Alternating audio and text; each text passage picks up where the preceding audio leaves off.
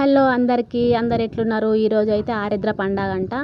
ఈరోజు అందరి ఇళ్ళలో మ్యాక్సిమం మటనే ఉంటుంది. మాకైతే మటన్ కర్రీ వచ్చేసింది. అప్పటి వరకు అయితే రైస్ చేసేసిన.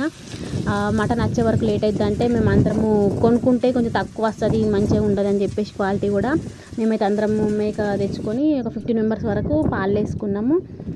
ఒక్క దానికి మాకు కిలోన్నర అంత వచ్చింది మటను.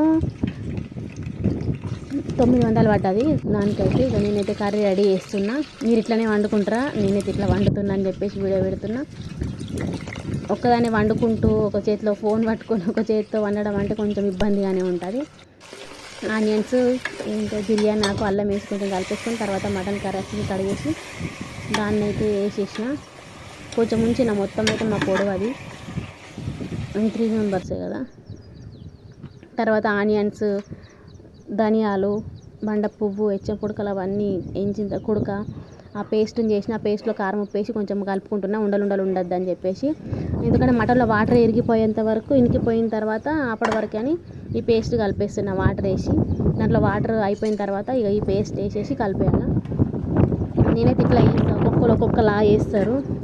నాకైతే వంటలు రావంటారు మా ఆయన. ఓలకైనా కానీ పక్కింటికి కొన్ని నచ్చదు కానీ ఇంటికి కొన్ని నచ్చదు కదా. చేస్తున్నా.